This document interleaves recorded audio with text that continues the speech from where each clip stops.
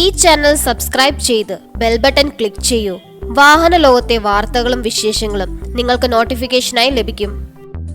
ഇന്ത്യയിൽ ഏറ്റവും അധികം കാലം ജീവിച്ച കാറുകൾ. വർഷം 1998.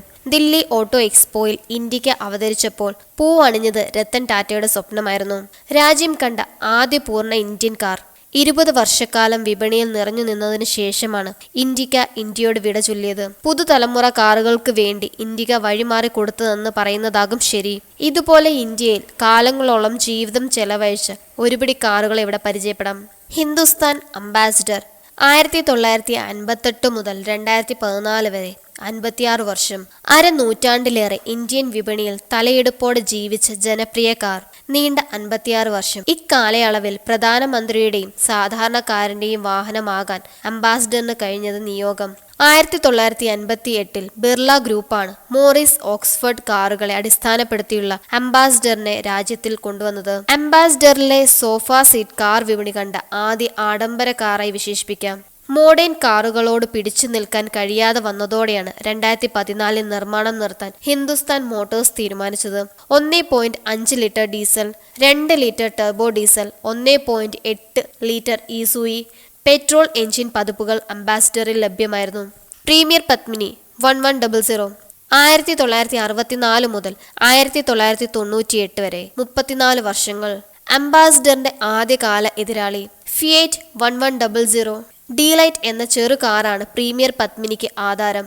എത്തിയത് 1964. ശേഷം 8 വർഷങ്ങൾക്കിപ്പുറം 1100യുടെ തനത്ത പതിപ്പിനെ പ്രീമിയർ ഓട്ടോമൊബൈൽസ് ലിമിറ്റഡ് നിർമ്മിക്കാൻ തുടങ്ങി. പ്രസിഡന്റ് എന്നായിരുന്നു കാർ ആദ്യം അറിയപ്പെട്ടിരുന്നത്. പിന്നീട് പത്മിനി എന്ന പേര് കാറിന് നിർമ്മാതാക്കൾ നൽകി. കണ്ണടച്ചു തുറക്കും മുമ്പേ 80കളുടെ ആവേശമായി പ്രീമിയർ പത്മിനി മാറി. രാജ്യാന്തര കാർ നിർമ്മാതാക്കൾ ഒന്നടങ്കം ഇന്ത്യയിലേക്ക് ചേക്കേറിയതോടെ പ്രീമിയർ പത്മിനിയുടെ നില പരിങ്ങിലായി. അവസാന കാലഘട്ടത്തിൽ ഗിയർ ഷിഫ്റ്റിന്റെ സ്ഥാനം മാറ്റി ബക്കറ്റ് സീറ്റുകൾ സ്ഥാപിച്ചും പുതിയ എഞ്ചിനുകൾ ഘടിപ്പിച്ചും പിടിച്ചു നിൽക്കാൻ പ്രീമിയർ പത്മിനി ശ്രമിച്ചെങ്കിലും പരാജയപ്പെട്ടു. മാരുതി ഒമിനി 1984 ഇന്നും തുടരുന്നു. 34 വർഷങ്ങൾ. 1984 ഒമിനിയെ മാരുതി അവതരിപ്പിച്ചത് വാൻ എന്ന പേരിൽ. പിന്നീട് വാനിന് പ്രചാരം കൂടിയതോടെ ഒമിനി എന്ന പേര് മോഡലിന് കമ്പനി സ്വീകരിച്ചു. കുറഞ്ഞ ചെലവിൽ വാഹനം എന്ന സ്വപ്നം പലരുടെയും സ്വപ്നം മാരുതി ഒമിനി യാഥാർത്ഥ്യമാക്കി. 3 പതിറ്റാണ്ടുകൾക്ക് ഇപ്പുറവും മാരുതി നിരയിൽ ഒമിനികൾ പിറന്നു വീഴുകയാണ്. പണത്തിനൊത്ത മൂല്യം കാഴ്ചവെക്കുന്ന കാറുകളുടെ പട്ടികയിൽ ഒമിനി ഇപ്പോഴും തുടരുന്നു. 5-8 സീറ്റർ പതിപ്പുകളിലാണ് ഒമിനി വിപണിയിലെത്തുന്നത്. മാരുതി ജിപ്സി 1985 ഇന്നും തുടരുന്നു. 33 വർഷങ്ങൾ. ഓഫ് റോഡ് ശേഷി എന്തെന്ന് ഇന്ത്യയെ പഠിപ്പിച്ച മോഡലുകളിൽ ഒന്ന്. ജനപ്രിയ വാഹനങ്ങളുടെ പട്ടികയിൽ ജിപ്സി ഇന്നും നിലകൊള്ളുന്നു. റാലി കാറുകൾക്കിടയിലെ സജീവ സാന്നിധ്യമാണ് മാരുതി ജിപ്സി. പോലീസിലും പട്ടാളത്തിലും ഒരുപോലെ സേവനമനുഷ്ഠിച്ച ജിപ്സി കമ്പനിയുടെ പേർ വാനോളം ഉയർത്തി.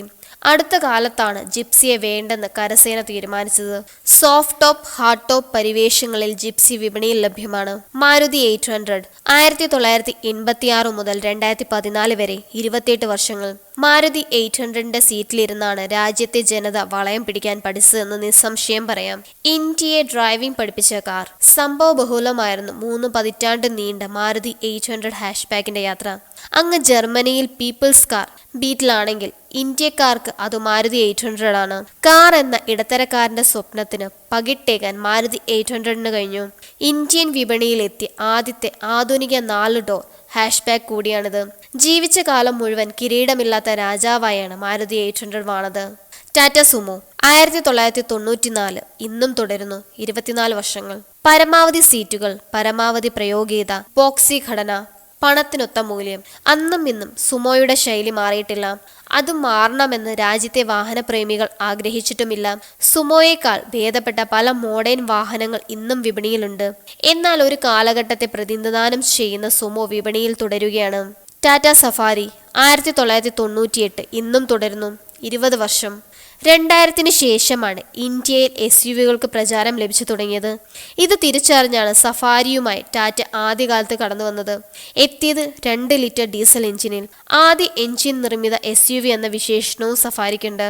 ശേഷം കാലാന്തര മാറ്റങ്ങളും പരിണാമങ്ങളും ടാറ്റ സഫാരിക്ക് സംഭവിച്ചു. 2005 രൂപഭാവത്തിൽ അടിമുടി മാറിയെത്തിയ സഫാരിയിൽ വിപണി അക്ഷരാർത്ഥത്തിൽ ഞെട്ടി. ഇന്നും സഫാരി സ്റ്റോമിലാണ് മോഡലിന്റെ പരിണാമം എത്തി നിൽക്കുന്നത്. ടാറ്റ ഇൻഡിക്ക 1998 മുതൽ 2018 വരെ 20 വർഷങ്ങൾ.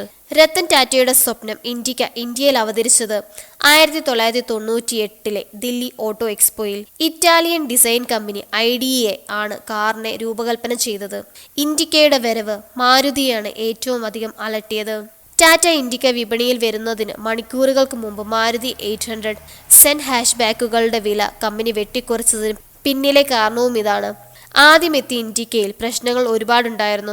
ശേഷം കല്ലുകടികൾ പരിഹരിച്ചാണ് നവീകരിച്ച ഇൻഡിക V2 പതിപ്പിനെ ടാറ്റ 2002 കൊണ്ടുവന്നത്.